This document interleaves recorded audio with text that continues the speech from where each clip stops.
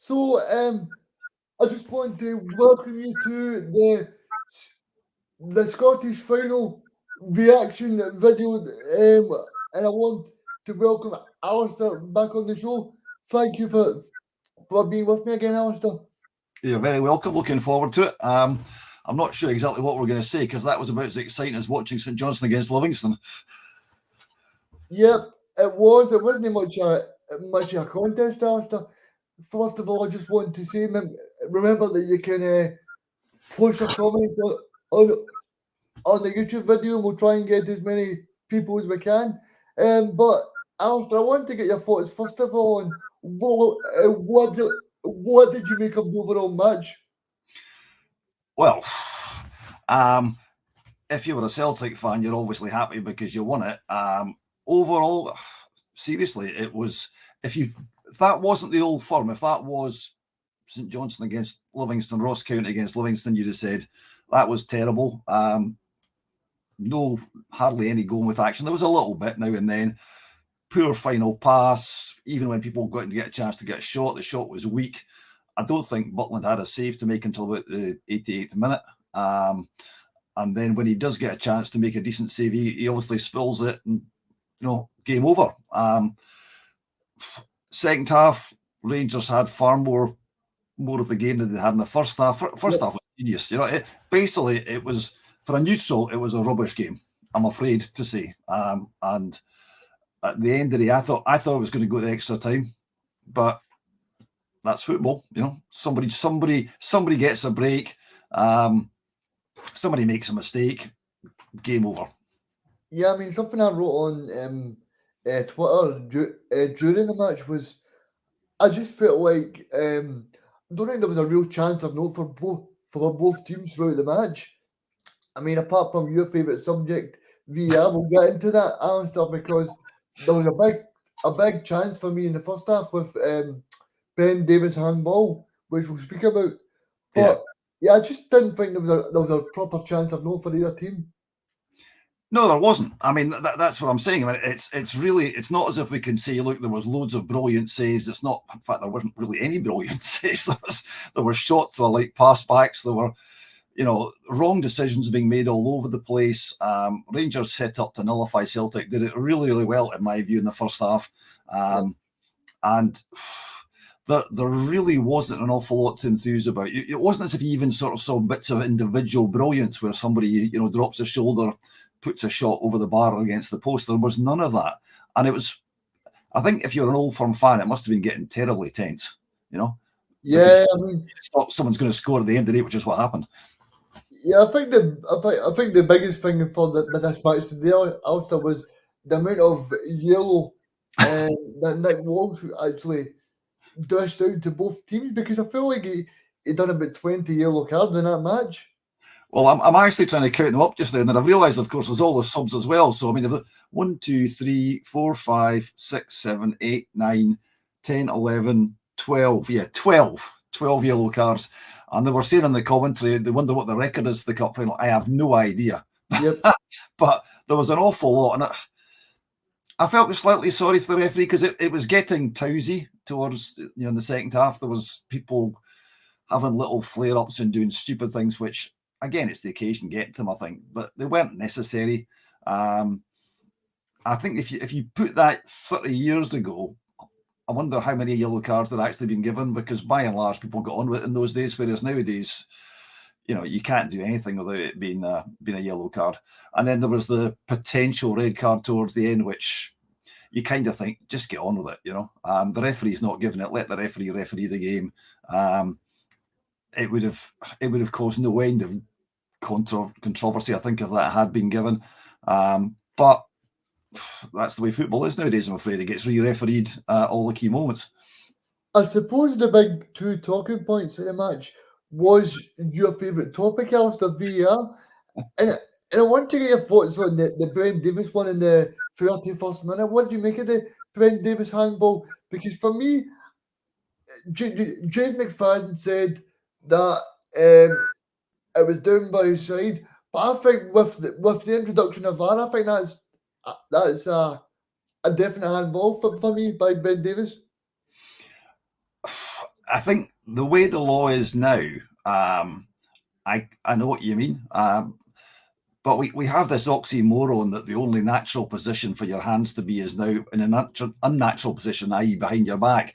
So what are you supposed to do? You know, the guys are playing football. Your arms are by your side. You use them for balance, otherwise you fall over. It was very close to him. I always think, you know, turn it on its head. If it was at the other end of the park, what would people think? If it was against my team, you'd have said, do you know what, VAR just is ruining the game if that was given, because it wasn't as if he was actually, I don't think he moved his hand towards the ball. The ball certainly hit his hand.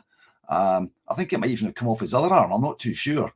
But they didn't make a big song and dance about it. And interestingly, I don't think the Celtic made a huge song and dance about it. They made a little bit of a song and dance, but not a lot, if you see what I mean. Whereas the second one, obviously, they went nuts because, you know, Joe Hart had been pushed. Yeah, I was just going to ask you about that. I mean, for me, that's a definite push. I think what makes it more obvious as well, Alan, is that he's got two hands all over him as well. And I think James McFadden said that during the TV. He said that when you've got those two hands there, it's making it really obvious for the referee and for the VAR to pick it up. Yeah, no, absolutely. I mean, much as I dislike VAR, and if there wasn't any VAR, the goal would have been given. Much as I dislike VAR, you can see, okay, on that occasion, they got the correct decision, because at the time, I couldn't see anything wrong with it. But then again, I'm watching on the television. When you saw it back again, you didn't. I don't know why it took so long. It was quite clearly a push, and therefore Hart, was he going to get it? I mean, they were talking to telly about was he going to get it. It doesn't matter whether he's going to get it or not. It was a push. It was a foul.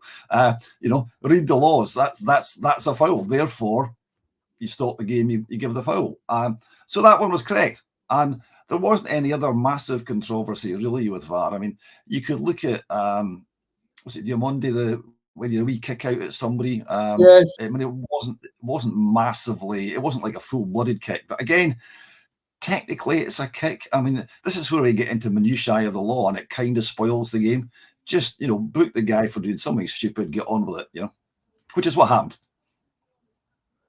Yeah, I mean, I think the overall thing for me after was I felt like that's just a case of Celtic doing what they do again for Brendan Rodgers, because they were talking about in the TV commentary as well that Brendan Rodgers has a great knack of winning trophies in Scotland and beating Rangers as well.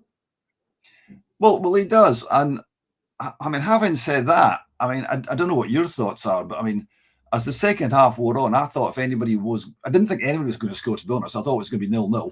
But if anybody looked like scoring or looked like they had more of the play and were more dangerous going forward, I thought it was Rangers. They obviously got a lift when the goal, well, it wasn't a goal, but they got a lift from that near thing, you know. So what do you think? Yeah, I thought we about 20 or 30 minutes to go. Rangers looked probably the better team after. They looked as if they were probably going to create a chance or two. I thought Seema came on and did really well for Rangers. Dessers didn't really do much in the first half, but I thought Seema came on and he offered more of a threat. I don't know why he was getting involved so much with all the tackles and stuff like that. But yeah, I thought Rangers seemed like the more threatening team. But in that aspect, you can be a threatening team, but you need to put the ball in the back of the net. And Yeah. I'm just glad that for somebody like Joe Hart, I was thought obviously that this is his last match playing football, and for Joe Hart to go out there and be his final match, I think it's great that he's actually went on to win a trophy. What's your thoughts on Joe Hart? Honestly, he's been a very, very good. Well, you don't play for England if you're not a good goalkeeper. Let's be honest. You know, I mean, England are one of the top-ranked teams in the world most of the time. So, and he played consistently for quite a long time. So, yes, clearly he's a very good goalkeeper. Clearly he's coming towards the end of his career anyway, because he wasn't a bit like Butland. Really, he wasn't really. You know, there was no great interest in him from England. So he comes up here. He's done a very good job. And he's gone out on a high, which is the sort of fairy story that you want. If you're a Celtic fan and you've got people in those circumstances, it could have been any of the Celtic players. It might be O'Reilly's last match, for example. So Yep. that perspective, going out on a high is, and it's amazing how footballers do this. And I promise this is the only time, well, probably the only time I'm going to refer to St Johnstone. When we managed to sneak over the line at Motherwell, all the players are going daft to the fans. Half the players are away. They'll end the contract, they're gone. But that moment takes over. And it was the same for Celtic. So very long-winded answer as usual, Regan. But yeah, Joe Hart has been a. Is he a great Celtic goalkeeper? I'm not sure he's a great Celtic goalkeeper, but he's a very good one. I don't. What do you think? Would you say he's not up there with the great Celtic goalkeepers, is he? No, he's not. But I think he's done really well. I think if you look back to 2020, 2019, Celtic had Barkas in goal. I think he's been a great upgrade on him. Yeah. Ange Postecoglou, no one knew of him, but I think Joe Hart bringing that presence in the dressing room, and you'll know as well as me, Alistair, everybody in football talks about the fact that every dressing room needs players like Joe Hart to bring experience, and I'm sure it's the same at every single club in Scotland. Yeah, and I mean, this is one of the oldest cliches in football. It's the mixture of youth and experience, but it's the experienced guys. And again, I remember talking years ago to Paul Sturrock when he was the Saints manager, and he was talking about, it was actually before a reserve game at night, and I was actually having my tea with him, which was a real pleasure, because you just listen to this guy. He's been one of Scotland's best footballers in the last 20 or 30 years. And he said, when we're trying to buy players, we're looking at people who fit into the dressing room. He said, we can get we're looking for somebody who's better than the one we've got, but we're looking for somebody who fits in the dressing room, and they've got to bring something to the dressing room. If they don't fit in the dressing room, they destroy the dressing room, they destroy the team. So you're absolutely right. People with experience and knowledge and can get you over the line and know all the things that you do in these kind of circumstances are very, very important to clubs. Yeah, how do you think Rangers will look upon this final? Do you think they'll look upon it and go, Celtic are the best team in Scotland at the moment, and they are the champions, or do you think they'll look upon it and go, that was a missed opportunity? Because for me, if I was a Rangers supporter, Alistair, I would probably look back and go, that's a big missed opportunity, because that's probably one of the worst performances I've seen from a Celtic team in a very long time. And for Rangers not to grasp that opportunity, I think it's a big opportunity missed. I think you're right. I think somebody had a comment, which I must admit I didn't actually notice, saying that Rangers were the better team in the second half, and they were. They were. And I think, as I said earlier, they set out to nullify Celtic in the first half. So, you're right. If you're a Rangers fan, you will consider that it was a missed opportunity is the right way to put it. Should they have won it? I don't think either. Up until the goal, neither team deserved to win it, because neither team actually really created an absolute stonewall chance. Neither team really made the goalkeeper make a brilliant save. And the only time there was the ball across the line was because Hart was pushed. So, yeah, Rangers, I feel, will go away from that. I mean, that's Clement now got a worse record than Beale. So, will the Rangers fans look at that and go, you know what, this is actually not an any improvement? I don't think that's fair, because I think the Rangers have, apart from the fact that they sort of kind of fell away in the last few weeks of the season, they've clearly improved under Clement. Now, where they're going to go next season, I don't know. But there was a really interesting article. This is going to sound terribly posh, like I read the Times all the time, but Michael Grant in the Times had a really good article about Scottish football, basically talking about the problems of Celtic and Rangers being so far ahead of everybody else. And he made the point that it's all down to money, and that Celtic have more money than Rangers, and therefore they're likely to carry on being ahead. And no matter what you think, that's not good for Scottish football. If Celtic were to carry on and win at the same rate as they are doing just now, people get fed up in England because Man City have won 4 years in a row. If you're a Celtic fan, you'll not care at all. You'll think it's absolutely brilliant. But for everybody else, if you have that kind of period of dominance, and okay, Rangers have been down the leagues, it's not good for the game. And that's why I have not seen it, but I'm staggered to find that Man United have beaten Man City. Yes, Yeah, Yes, for anyone who doesn't know, Manchester United beat Man City by 2 goals to 1. Yeah, yeah, probably that was probably the biggest shock of the day because they were talking yesterday about Ten Hag being sacked by Manchester United, and then he goes on to win the FA Cup. So it'll be interesting to see if Manchester United go back on the word. Anyway, enough about the England match. We'll talk about the Rangers versus Celtic, and I want to get your thoughts on the goal scorer for Celtic, Adam Ida. Right, right. Do you think that do you think that now now that he's played well the past couple of weeks in Scottish football, that now Celtic might take a chance on him and say, well, this is the guy that we think can be a proper bit of sustainability for Celtic, and going forward they can really he can be a player that can be added to the squad on a permanent basis. that's a it's a really hard question because, well, in the sense that you look at it and the guy's scored the winning goal in the cup final. And it's a bit like, I'm sorry, I'm going to talk about the English thing again. It's a bit like Ten Hag, as you said before. Ten Hag wins the final, he's probably going to get sacked, you know. So Ida wins the final for Celtic. Is he going to get kept on? I go back to what I said about Paul Sturrock, and is he a better player than the ones you've got, or can we get a better player in?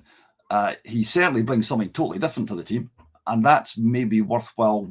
You know, on the back of that is the kind of person you can bring on, as in fact happened, as a substitute. You can have an impact. And impact subs are really important in some games when you're struggling and you want to try something different. And he does bring something different. So I'm not close enough to it because I'm not a Celtic fan, but I could understand how it would make sense to actually have him in the squad. Would he be first choice? I doubt it. Yeah, no, I don't think he would be. Alistair, sorry to jump in there, but I don't think he would be first choice. But I think he gives you the impression that he would be he would be a very good backup to Kyogo, and I think he proved it today. Because you look back at Celtic over the past couple of years, I get they've had O in that answer, but O's not really impacted a match. I think that shows you how beneficial it is when somebody like Kyogo's not having his best day. That you've got somebody on the bench that can really step in there and do really well. The next thing I want to actually touch on is something that you touched on earlier. Do you think the fact that they were talking about in commentary there that the Rangers manager now is a worse record than Michael Beale? Do you think that's something that now plays into the Rangers fans? Or do you think they'll go and they'll say that was an okay performance today? Or do you think on the actual display they'll be disappointed?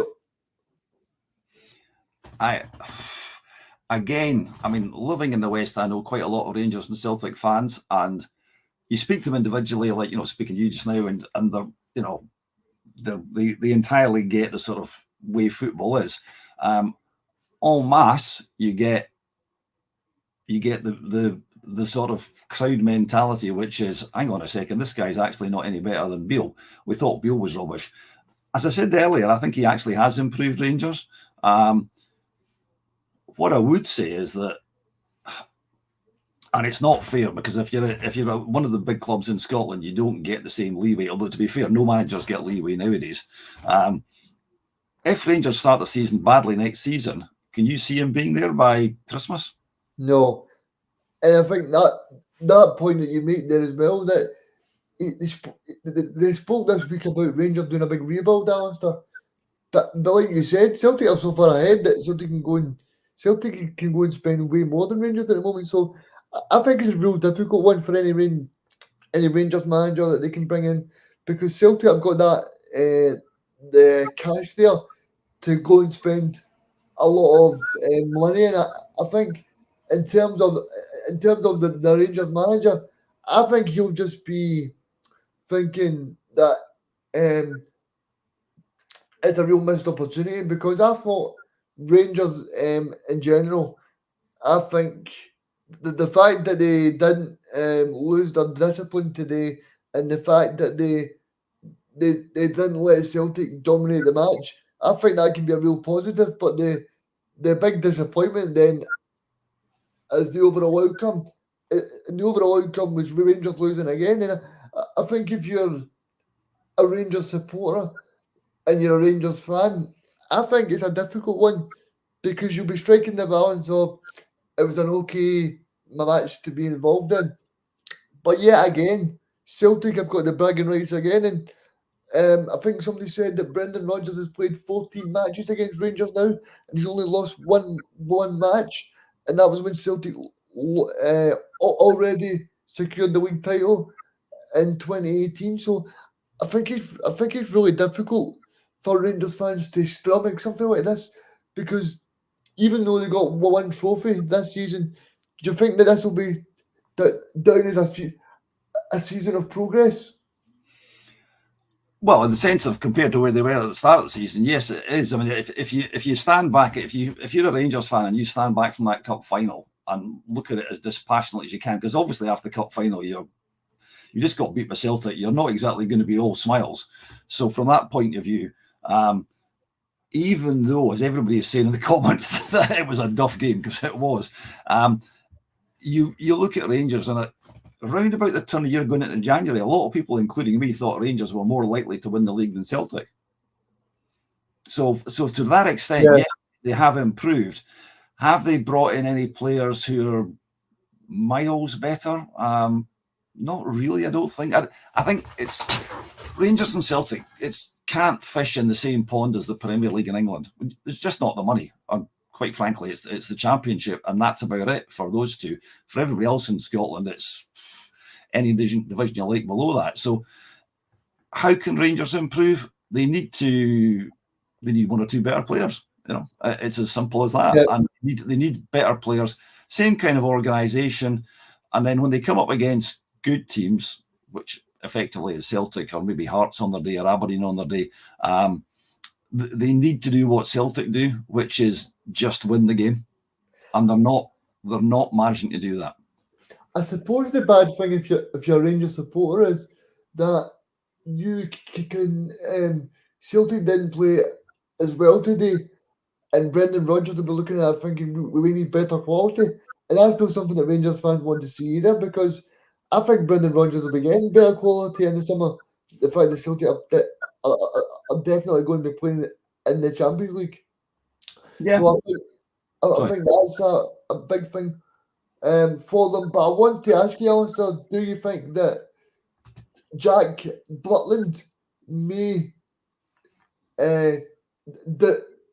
depart Rangers? Because I think for me, right, I was looking at it today and I'm thinking, well, if I was a Rangers supporter, possibly the only thing that might bring in some money to try and beat Celtic next year is to try and lose Jack Butland because I'm not sure that if you're spending £1 million on players, that's going to bridge the gap because I'm hearing Brendan Rodgers talking about that he wants better quality. Better quality for Celtic, you're talking about the region of £6 million. So I think for Rangers, do you think the manager would possibly try and get a big transfer fee for Jack Butland and then try and spread that across the squad? Or what do you think? I don't know because goalkeepers never go for as much money as outfield players, which always amazes me because goalkeepers, in my view, along with strikers, are the people who really do influence matches. You know, so from that perspective, how much money would they get for a guy who's at the end of his career? You know, let's not be honest. He's not quite fully at the end of his career, but he wasn't getting a game down in England.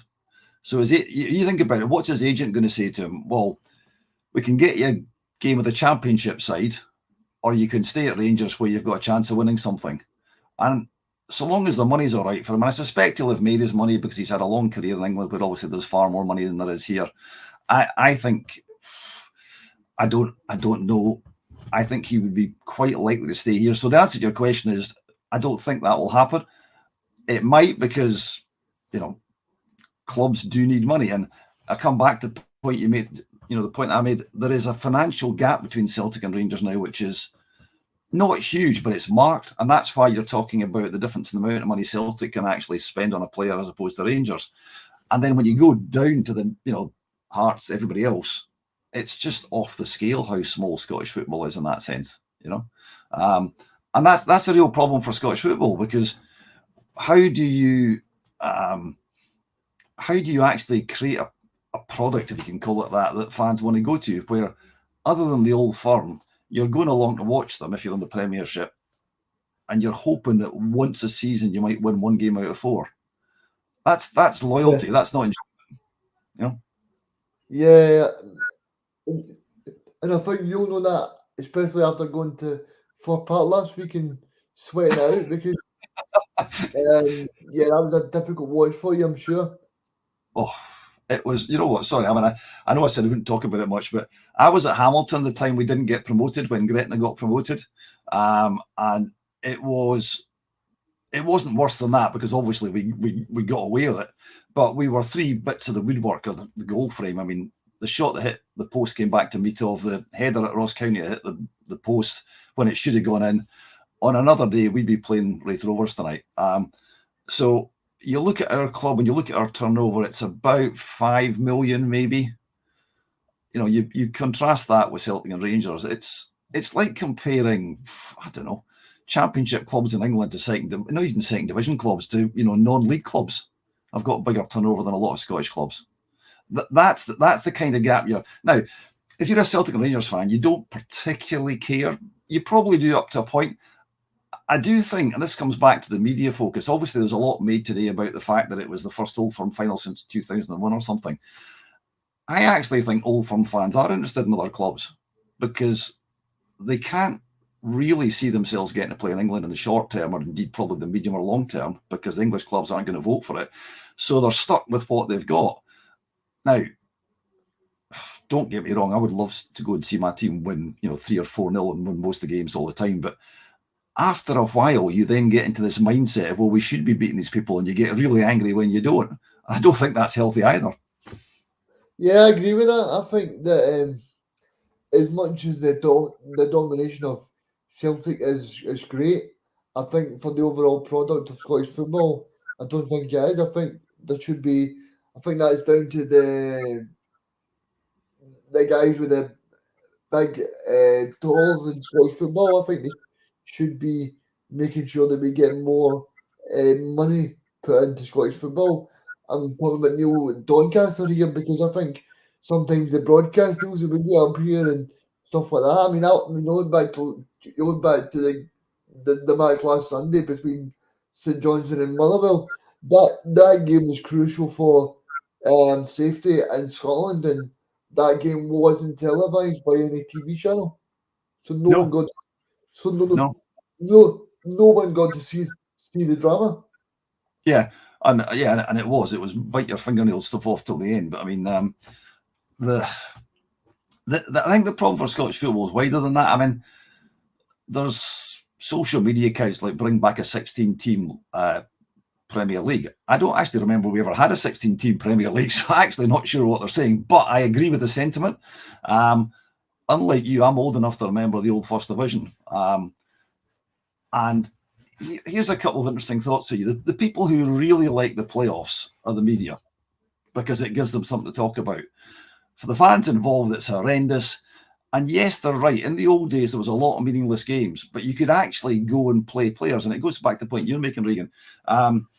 If you look at the players that are coming into Scotland just now, if you go, as a friend of mine who is the most prominent Scottish football historian on the planet, who spends part of every year and looking at the records of clubs and seeing who they've signed, he gets really angry about the fact that we've got so many clubs going down south and abroad, not for reasons of anti-Englishness or anti-foreigner, but because we're bringing in these guys and we're not bringing our young guys through.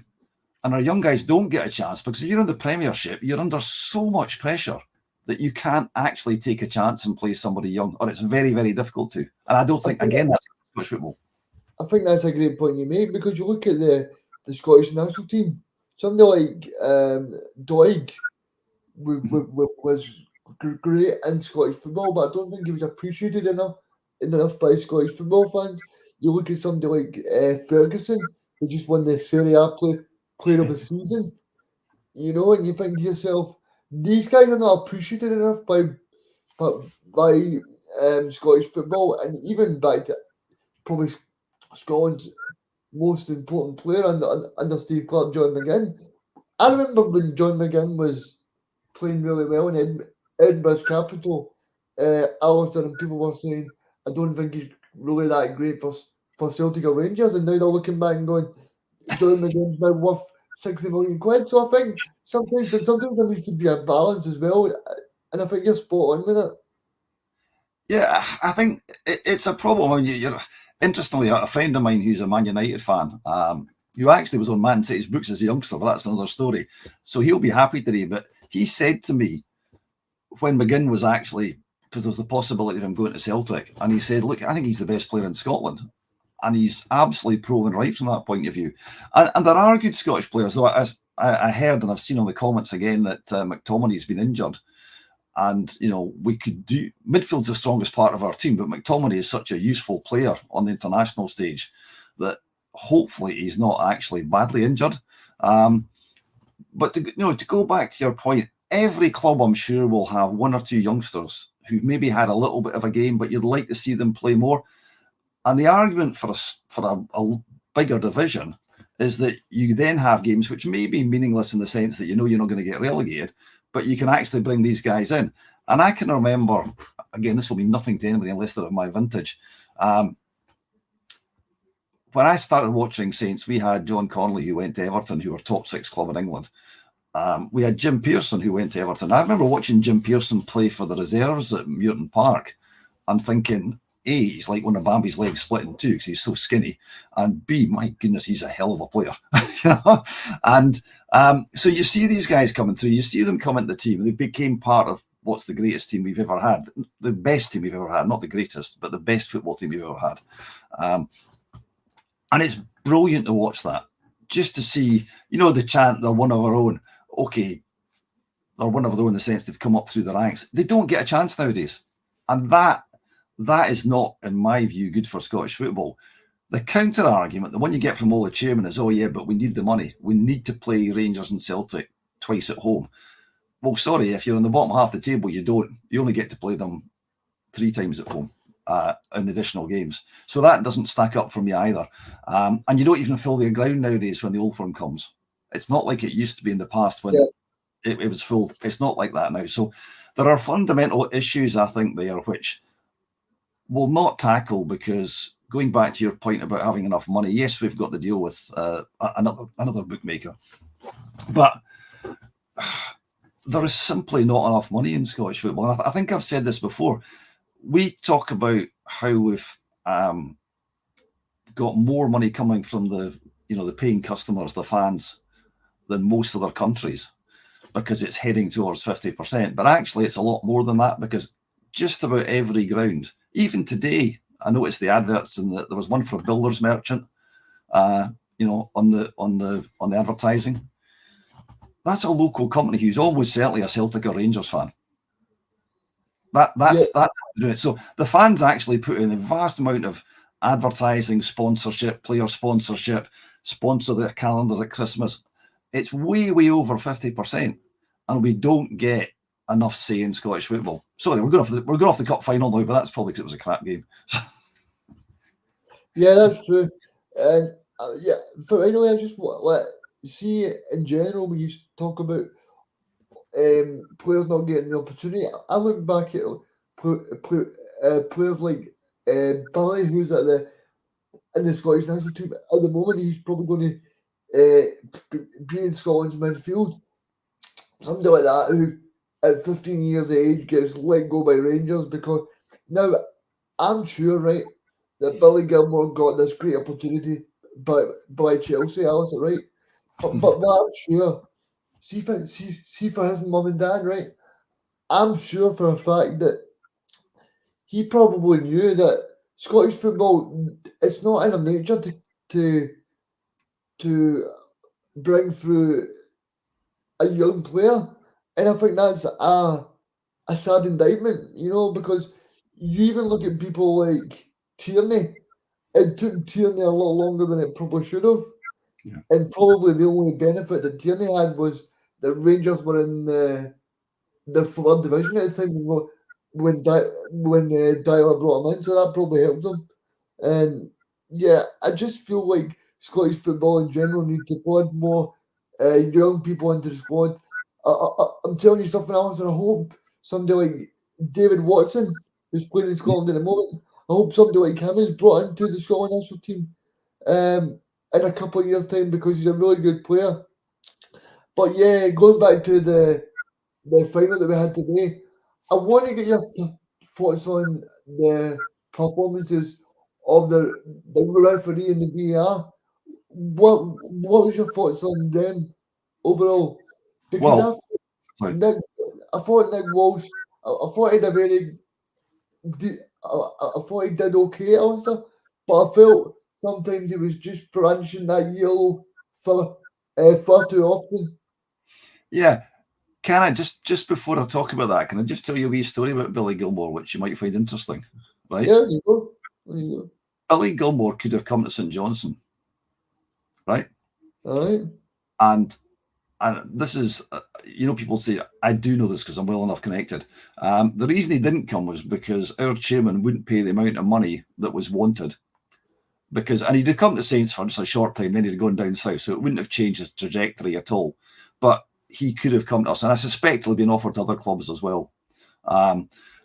So there's an opportunity because our club didn't want to spend the money. And you can imagine if they had signed him, they'd have had a clause on how much money we'd have made on the back of that.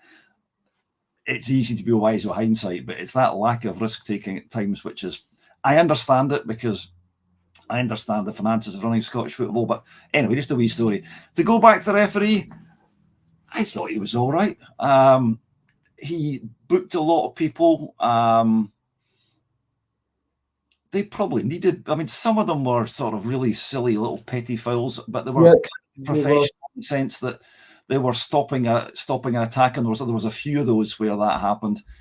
Some of them were absolute, just players being daft. And I don't know because I'm not a referee, but I suspect if you're a referee in those circumstances, you're worried about it getting out of control. What I do know about referees, having talked to an awful lot of them, is that when they get to do an Old Firm game, it's such a big deal for them. The pressure is immense. So they meet with the linesman, SARs, and the fourth official beforehand in a hotel, and they talk about how they're going to get through the game. And what they're desperately hoping for is that they don't have anything massive in terms of controversy or anything else like that, because obviously then they're going to be all over the press, all over the media. So they want to get through it without too much. And I suspect that Nick Walsh is thinking, there's quite a lot of bookings here. I can see somebody getting a second yellow and a red card. And then of course, that's going to be a main part of the game. But you can't vouch for the players, because the players on a lot of instances were behaving like idiots. I'm trying to think who it was. There was I think it was Taylor when he got booked. And it was a bit like an old Firm game, if you know what I mean. I think he actually got the ball. He fouled the guy at the same time. Campbell, of course, got up and made a big thing of it. So they kind of just get on with it. I thought Nick Walsh was okay, to be honest. There was there was hardly anything to do because there was no major controversy apart from the VAR ones, which we've talked about. There was no offsides. There was nothing at all where you actually looked at it and went, "Oh, that was a terrible decision." The linesman didn't have to do an awful lot apart from put their flags up. So I thought he was okay. What did you think? Do you think he was okay? Yeah, I thought he managed the match pretty well. I felt like sometimes in the match he should have just stepped in and been able to place the two players and say, "Look, stop doing this." I felt sometimes he was a little bit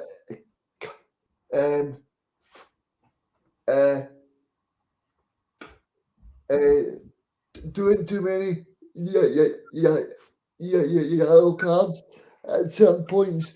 I think overall, you could probably say there was not that much was able to happen in the match. But I think, like you said earlier, but that's probably a benefit to Nick Walsh that nothing much happened. Yeah, no, I think so. I think the other thing that people forget is that even in a cup final, he's got an assessor assessing him. Yep. So there's somebody actually assessing the guy who's making all these decisions. Now, he is not going to get demoted next season on the back of that performance because he's one of our better referees. You know, I mean, I know people moan about referees, and so do I from time to time, but we're never going to say, look, we've got a great bunch of referees in Scotland. We're always going to complain. There are some who are better than others. I think there's not enough, and that's a serious problem which the SFA fails lamentably to address, in my view. But it's also the case that we don't actually create the conditions for people to realise that you can have, and I've talked about this again before, you have the opportunity to go and referee an Old Firm game, an Old Firm Cup final.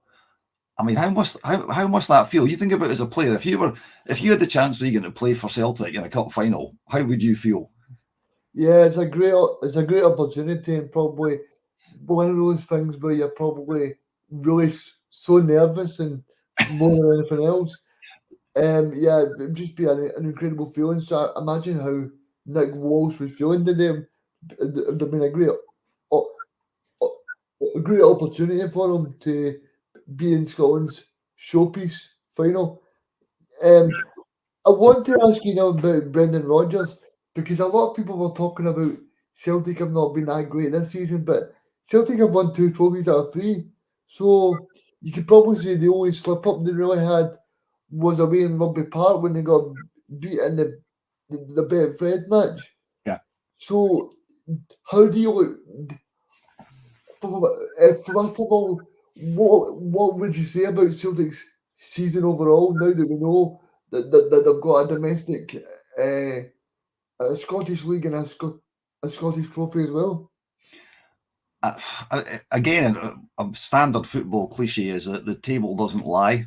Although actually, I would probably say it does this season because I think Ross County were better than us, but that's by the by. It doesn't, because that's where you've ended up according to how the games have panned out. There was a period, I think you know better than I do, when Celtic fans were getting a wee bit concerned. They weren't wild about Brendan Rodgers, some of them coming back, and they made that point well known at the start of the season because obviously the way he left. There was that period when, as I've said before, Rangers were looking more likely to win the league than Celtic, and Celtic fans were definitely getting worried then. But you can't argue with the guy's results. I think it's people watching this might not thank me for saying this, but the standard of Scottish football just now is not as good as it was. And talking to a mate of mine who's a big Arsenal fan, he watched not this game, but the last Old Firm game, and he said the standard's really poor. And it is compared to. It's not like we're watching Gascoigne and Laudrup and Larson and Moravchik and these kind of guys who were, miles better footballers than the ones we got. And not only that, but there was a lot of other good players at other clubs at that time who were actually making the game more enjoyable to watch. Yeah, I think that's a good point you make. I don't think the quality on show was great, Alistair, was it? No. Well, you can see that. You can see that in the comments. I mean, there's enough people basically, talking about the fact that it was a duff match, and it was. That there is, if you think about memorable cup finals, this is not going to be one of them. No, but I suppose the old important thing for Celtic was they got that match one over Rangers in it. I think that's the most important thing on the day. The next thing I want to just touch on with you quickly is Rangers at the top of the park. Dessers went off after 45 minutes. Now I'm going to. It might be controversial, but it might not be. But I'm going to say that for Rangers to get anywhere near Celtic, they need to get a better striker in the months that we have off of football as much as we have Scotland matches. I think Rangers need to be looking long and hard to try and get a number 9 into Ibrox that can score not just 20 plus goals, but if you look at somebody like Dessers, I'll give you examples of Kyogo. Right, Kyogo was very bad today, but he scored really match-winning goals against Rangers over the past 3 or 4 seasons, and that's what you need to do. And when you look at Adam Ida, he played really well in the 2-1 match Celtic played against Rangers 2 weeks ago. He probably should have scored. He comes on today, scores the goal to win the game, and you look at Rangers. Rangers bench is Scott Wright, somebody that's looking to be off. I think it was Ruth. I mean, somebody like that who he's always injured as well. And you're looking at it and you're saying, I don't really see where Rangers can really be disappointed because they've not got the reinforcements that they need to really trouble Celtic. I think you're right. I think Ruth, when he's fit, is actually not too bad. Dessers has actually scored quite a lot of goals. We've all seen Yeah, I this. think he scored 21 goals. Sorry to jump in there, but I think he scored 21 goals, also. Well, that's nearly as many as the entire St Johnstone team, so you can't be that. So, I mean, but I agree with you. I think if you go back to McCoist, I mean, McCoist's score is, Rangers' top scorer of all time. He scored barrel loads of goals. He did miss quite a lot as well, but he had a team round about him, which, just as we've said, that you were full of England internationals and Scottish internationals. So they had a lot of chances created for him. I'm going to be controversial now and probably upset Graham if he's watching this. He normally hosts this show, but there's a striker in Scotland who scored quite a lot of goals this season. And I just do wonder if that would be the obvious person for Rangers to go and throw money at, because even though Hearts are actually quite sound, they're not going to turn down a big offer. The only thing that Graham would probably say back to you, Alistair, is that the offer would probably be too big for Rangers to match. My next question to you then, Alistair, is how much do you think, first of all, Stephen Naismith would want, and how much do you think Rangers would be willing to pay? It's a really hard question because Shankland, you saw him come through, Ayr and then Dundee United, and then he went off to, I think it was Switzerland or Belgium. I think it was Belgium. Yeah, Belgium. It was Beerschot. He went to Beerschot. Yeah, and he didn't make it. He didn't make it. I mean, this again comes back to the thing about Scottish football, how good the quality is. But you look at him and he's the most informed Scotland international striker just now, So I can see Graham going apoplectic. So,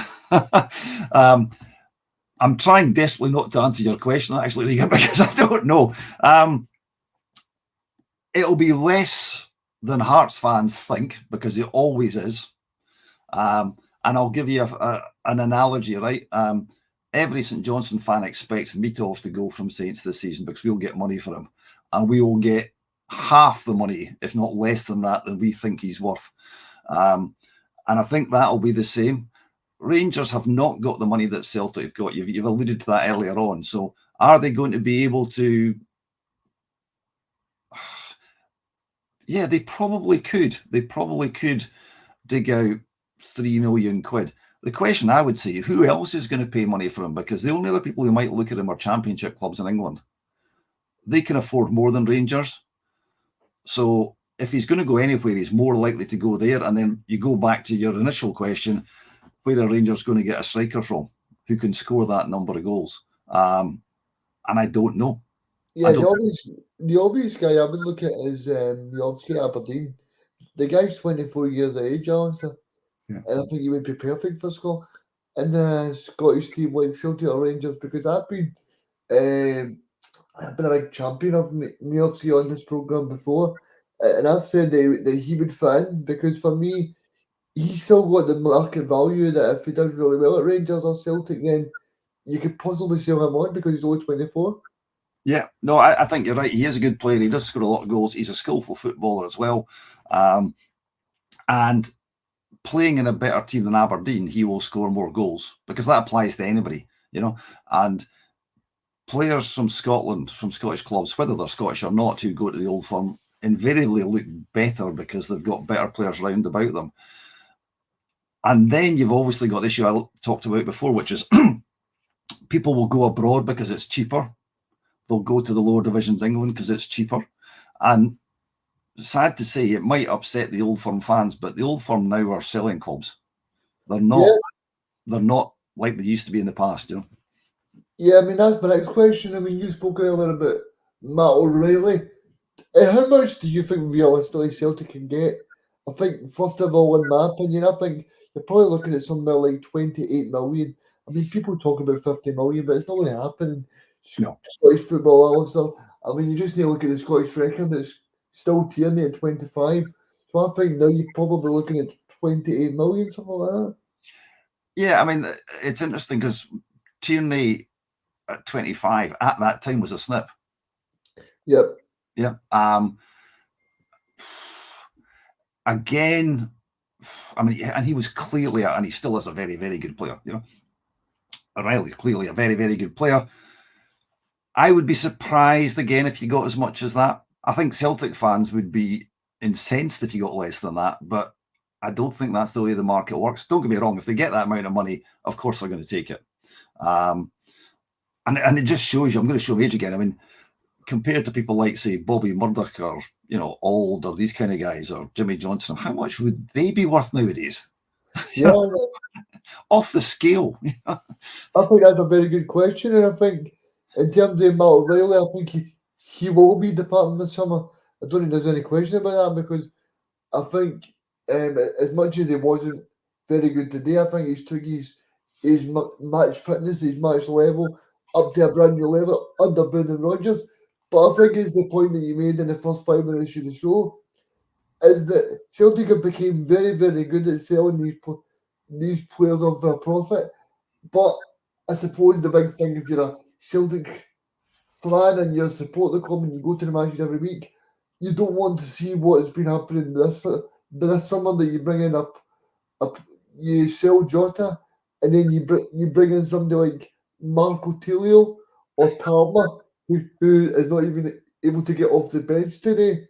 So I think for that perspective, of course, it's great to get money into Scottish football, but you want to see these players be replaced with proper quality, Alison, don't you? Yeah, no, you do. And I mean, it sounds like having a go at Scottish football, which I'm not really meaning to, but I mean, because the agents all know the level at which we are at, the agents are the guys who control this, so they're looking obviously at trying to get the best amount of money. Jimmy Johnson saying category as Messi. Not quite sure, but he's certainly, I think probably not quite as good as Messi, but he was very, very good. Incidentally, by the way, just to make all the Celtic fans out there envious, I've actually played in the same team as Jimmy Johnson.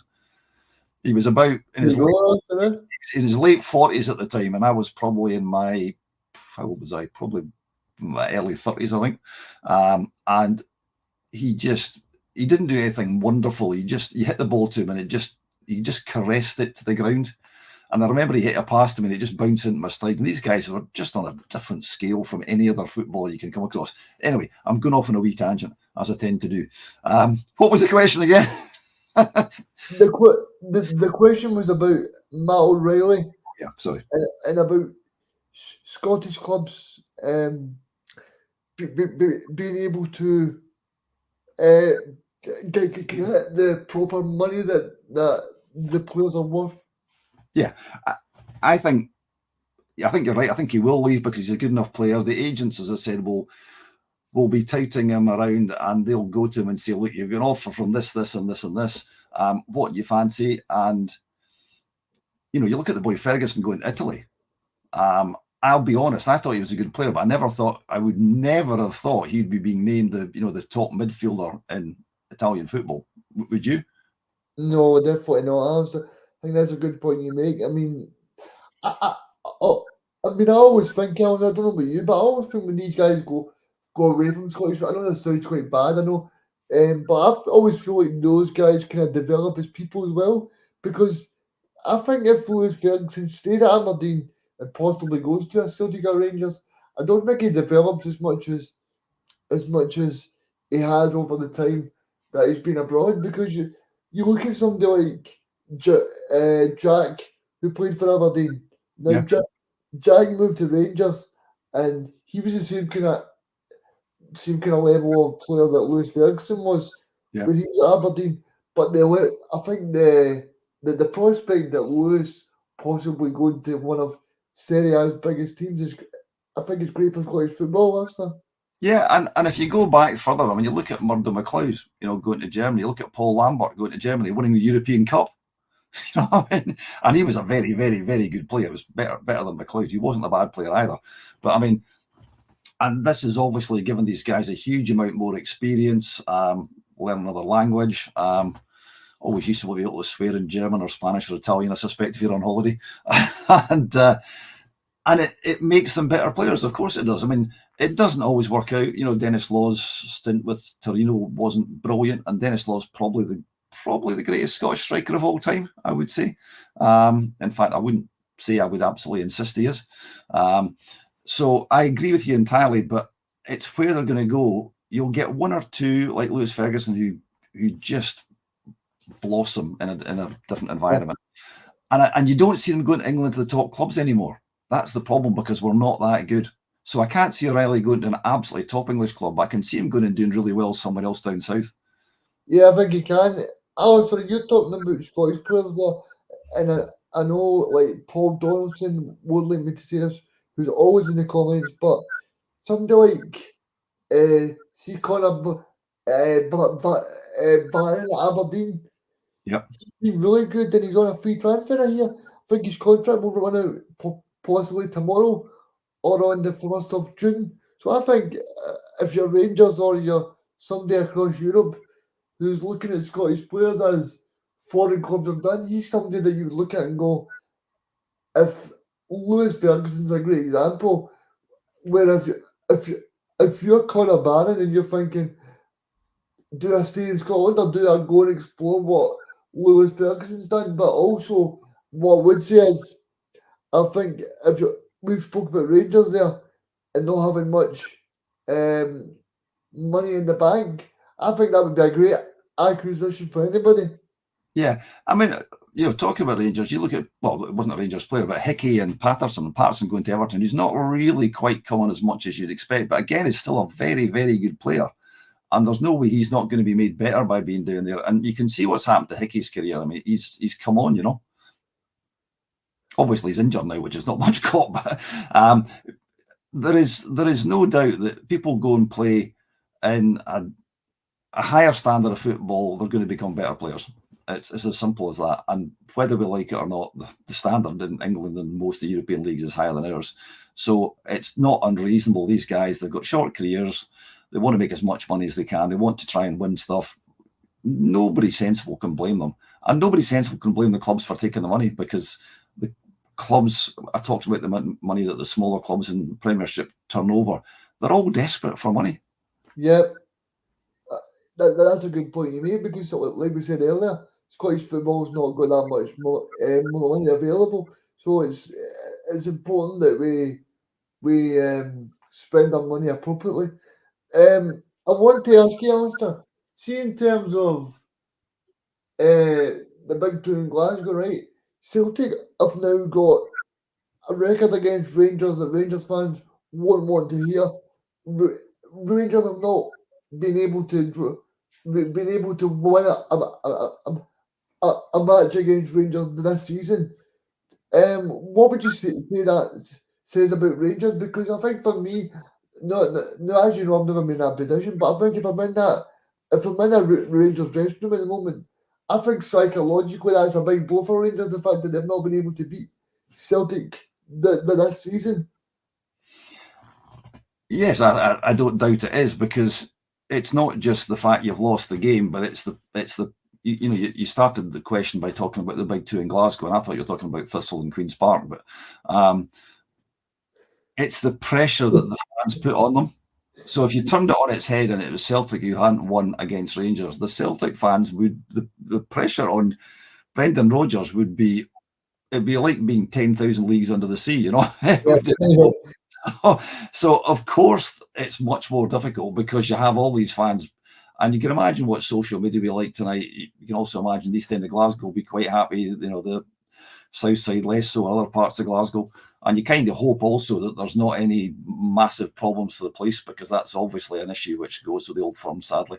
And you really hope that's not the case tonight. Yeah, if you're a Rangers player, you're looking at it and you're thinking, what we've talked about before. How can we get better? Who are they going to bring in? Who's going to make us better? You obviously don't want to lose your job or be moved on yourself. Are some of the players like Silva, who's been a serious disappointment for them? Do they care? Are they going to go back to Wolves? Who knows?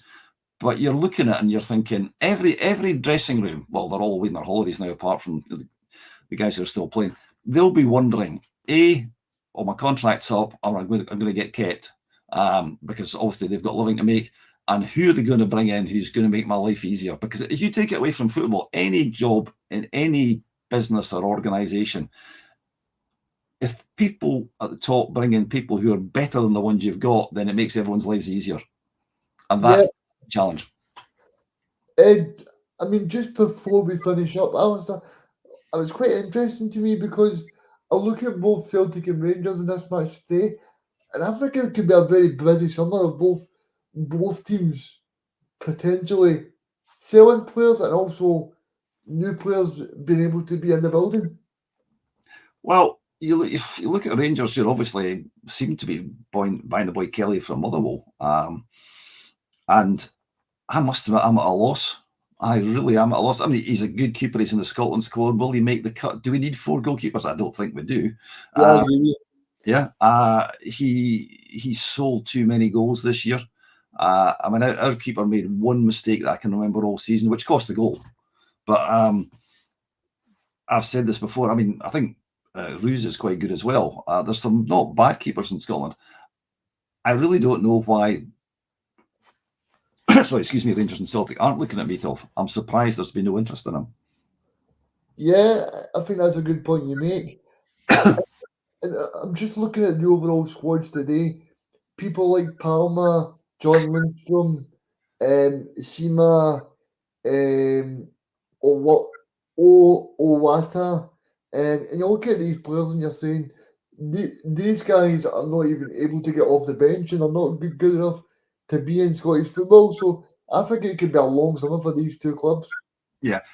Another interesting thing is that I think, again, I suspect most fans know this, but when clubs are looking at players, they're not looking at them now. They've been looking at them for months, because that's the way you've got to do your business. Because if you wait, then they've all gone. So all the guys you're looking at, you'll have been in touch with them. You've been in touch with their agents. You're waiting to see what happens. If you've got into Europe, that makes a big difference. If you've avoided relegation, that obviously makes a big difference. All those things have a major impact, and you can get it right or you can screw it up massively. And this is my last mention of St Johnstone, I promise.